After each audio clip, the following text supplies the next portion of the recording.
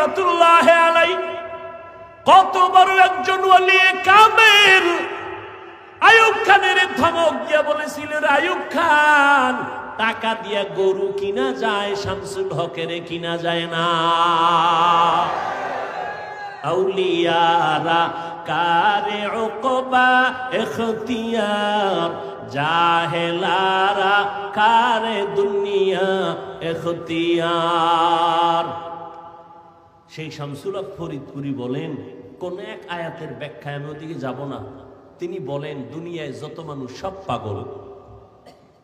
আমি কইছি মুসলমান উম্মতের রাহবর শামসুল হক ফরিদপুরি, ঢাকা লালবাগ মাদ্রাসা, ফরিদাবাদ মাদ্রাসা, এরপরে কি বলে বড়কাটারা মাদ্রাসা, এগুলোর বাণী তিনি। জবরদস্ত একজন বুজুর্গ, তদানীন্তন সময়ে মুসলমানের পক্ষে পার্লামেন্টে চ্যালেঞ্জ দেওয়ার মতো ব্যক্তি। হার লাইনে ভাষা, ইংলিশ, অঙ্ক, বাংলা, ফার্সি, উর্দু, হিন্দি সব।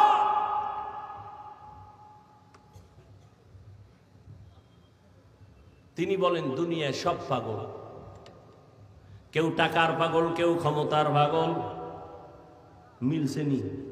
ক্ষমতার পাগল নাই, কেউ নারীর পাগল, কেউ গাড়ির পাগল, কেউ বাড়ির পাগল, ঠিক নি? যে টাকার পাগল সে নামাজে দাঁড়াইয়েও টাকা টাকা টাকা, যে নারীর পাগল সে 24 ঘন্টা নারী আর নারী, যে ক্ষমতার পাগল সে নামাজের ভিতরেও ক্ষমতা, ঘুমাইয়া স্বপ্ন দেখে সে আর কই, ঠিক নি? আর একদল পাগল আছে, তারা টাকার পাগল না, বাড়ির পাগল না, গাড়ির পাগল না, নারীর পাগল না, ক্ষমতার পাগল না। ওই মানুষগুলো একমাত্র আমার আল্লাহ পাওয়ার পাগল। আর আল্লাহর আশিক ওই বান্দাগুলো সবসময় আমার আল্লাহকে তালাশ করে, কই আমার আল্লাহর কুদরতের একটু ঘেরান পাই। ওরা কোরআনের আওয়াজ শুনলে মাওলার কুদরতের ঘেরান পায়, ওরা কোরআনের বয়ান শুনলে মাওলার কুদরতের ঘেরান পায়। ওই বান্দারা গাছের দিকে তাকাইয়া আল্লাহর কুদরতের ঘেরান পায়। এই গাছটা কে বানাইছেন?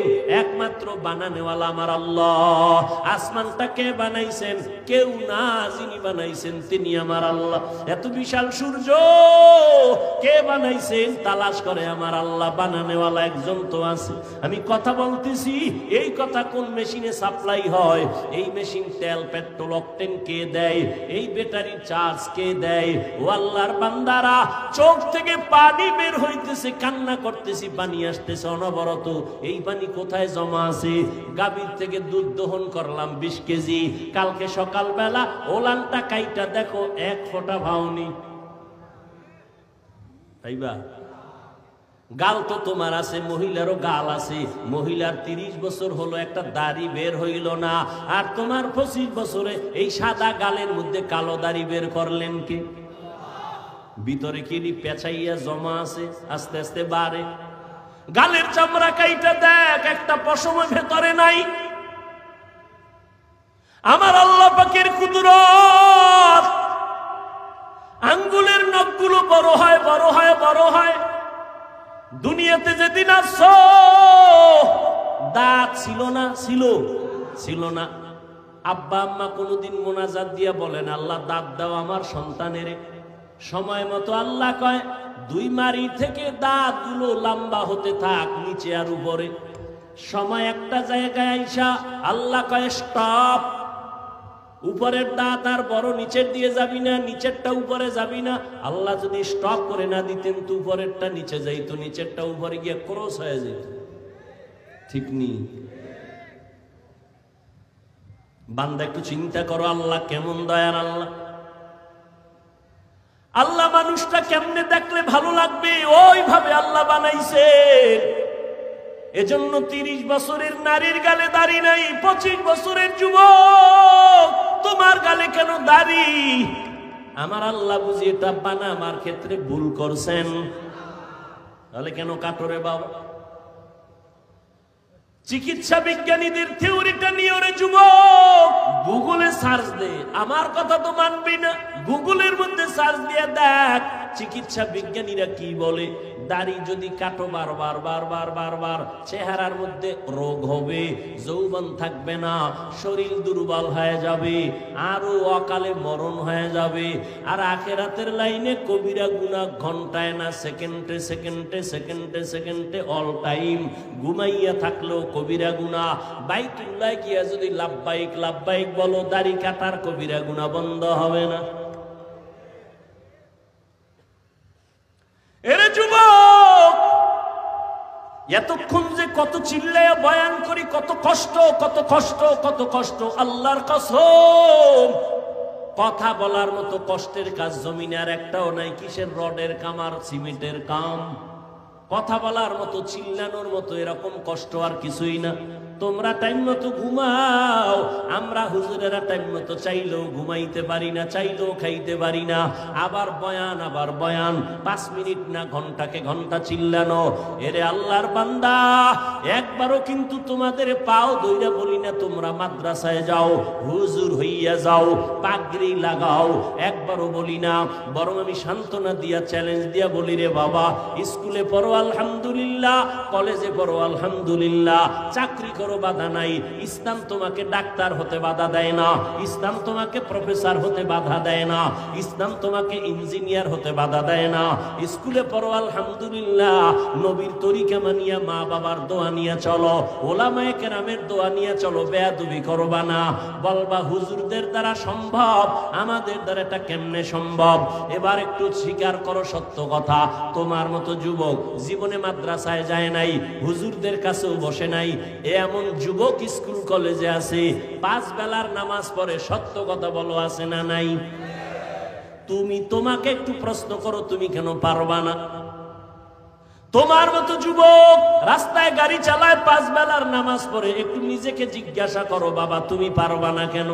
তোমার মতো যুবক সন্তান ময়দানে কৃষি কাজ করে, সময় মতো নামাজ পড়ে, তুমি কেন পারবা না? তোমার মতো যুবক চাকরি করে রে, আবার পুলিশ বিডিআরের, 5 বেলার নামাজ পড়ে, অভাব নাই, তুমি কেন পারো না? আসলে আমার আল্লাহর ভয় নাই। যদিও তুমি মনে মনে বলো আল্লাহকে ভয় করি, আসলে বুঝই না আল্লাহর ভয় কি জিনিস। আল্লাহর ভয় হলো বান্দা কখনো আল্লাহর বিরুদ্ধে যাবে না। আল্লাহকে যে ভয় করে সে কখনো গুনাহ করে না। সহজ কথায় হলো, গুনাহ থেকে নিজেরে বাঁচাইয়া রাখার নাম হলো আল্লাহর ভয়। हर के दारद खौफे हक़दार दिल मदाम जन्नतुल मअवा देहदु रामका। ও পর্দার আড়ালের আম্মা জানেরা, বোনেরা, আপনাদের জীবন কত ধন্য। 6টা ছেলের মাথায় পাগড়ি দিলাম, এরা কোরআনে হাফেজ। এরে আম্মা জান, এই দুনিয়াতে যত ভালো সন্তান আছে সব আপনাদের অবদান। মা ভালো, সন্তান ভালো, গাছ ভালো, ফল ভালো। এরে আম্মা জান, এই কারণে আপনাদের মর্যাদা পুরুষের থেকে বেশি। আল্লাহ বাড়াইছেন, নবী বাড়াইছেন, ইসলাম বাড়িয়েছে। আর কোন নেতা খাতায় বাড়াইতে পারে নাই। বরং যেই নেতা খাতা তন্ত্র আর মন্ত্র দিয়া, সংবিধান দিয়া নারীর মর্যাদা বাড়াইতে গেছে, এরা নারীদের অপমান করেছে। ও আম্মা জানেরা, আপনাদের মর্যাদা, আপনারা আম্মা জান এত দামি, আলেমদের মা, নবীদের মা। আপনারা ঈসা নবীর মা মারিয়ামের মতো দামি, আপনারা মুসা নবীর মায়ের মতো দামি। ও পর্দার আড়ালের আম্মা জানেরা, আপনারা ফেরাউনের বিবি আসিয়ার মতো দামি। যেই ফেরাউন নিজেরে খোদা দাবি করলো, আর তার স্ত্রী আসিয়া এমন আল্লাহর বান্দি হইয়া গেল, নবী বলেন কিয়ামতে জান্নাতে আসিয়ার সাথে আমার বিয়া হয়ে যাবে। আপনারা খাদিজা রাদিয়াল্লাহু তাআলা আনহার মতো দামি নারী, আপনারা আয়েশা রাদিয়াল্লাহু তাআলা আনহার মতো দামি নারী, আপনারা ফাতেমা রাদিয়াল্লাহু আনহার মতো দামি নারী। এরে আম্মা জান, এই দুনিয়াতে, দুনিয়ার লাইনে আখিরাতের লাইনে যত ভালো সন্তান আছে আপনাদের আদর্শের কারণে। ও আম্মা জানেরা, আপনার সন্তানটাকে আপনি ডাক্তার বানান, বাধা নাই। ইঞ্জিনিয়ার বানাবেন, বাধা নাই। প্রফেসর বানাবেন, বাধা নাই। তবে আমার দাবি, বেয়াদব বানাবেন না।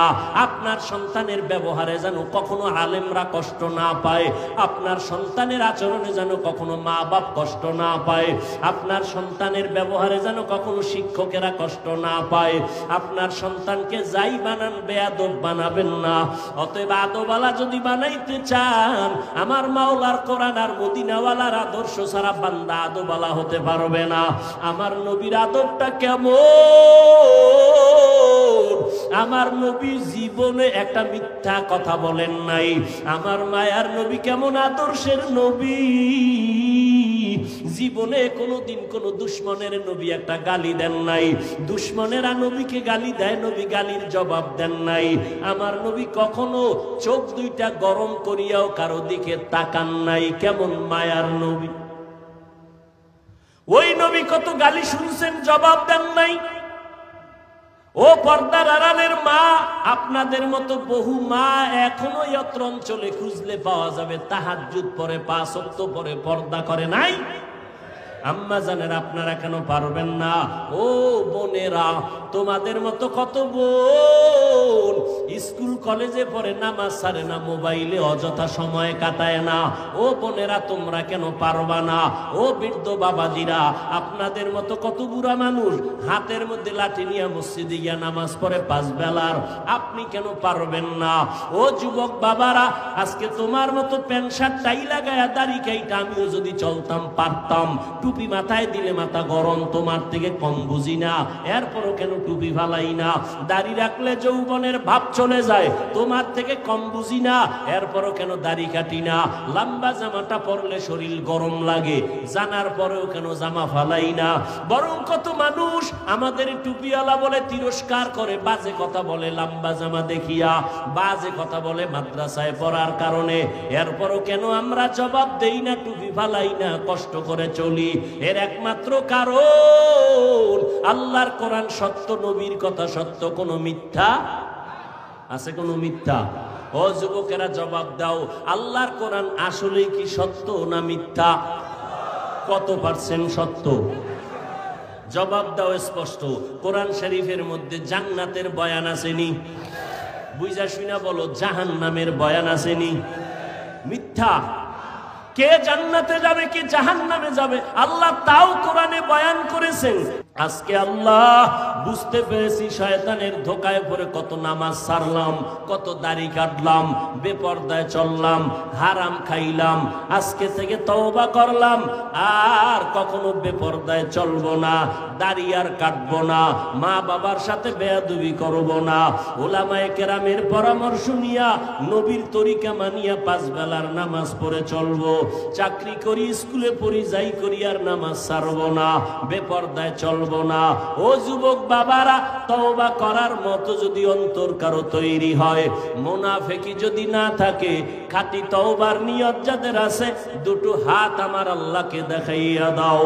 আয় আল্লাহ, হাতগুলো কবুল করে নেন, তওবা কবুল করে নেন, তওবার উপরে মজবুত হইয়া চলার মতো তৌফিক দান করেন। আমিন।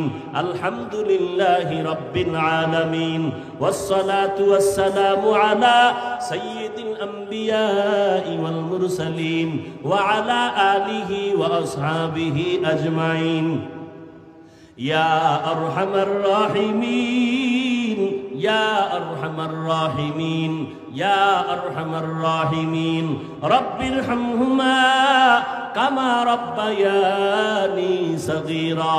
আল্লাহুম্মা ইন্নাকা আফুউন কারীম তুহিব্বুল আফওয়া ফা'ফু আন্না।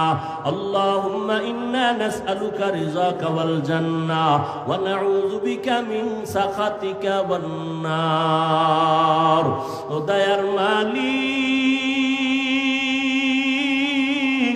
কুদরতের নজর দিয়া তাকায় দেখেন, কত উলামায়ে কেরাম, মুরব্বী, হাজী সাহেব, কত ব্যবসায়ী, চাকরিজীবী, আমার ছাত্র যুবক ভাইরা, মা বোনেরা আপনার দরওয়াজায় হাজির, গুনার বোঝা নিয়ে হাজির হয়ে গেলাম রে আল্লাহ। শয়তানের ধোকায় পড়ে গুনাহ করেছি, জাহান্নাম ছাড়াও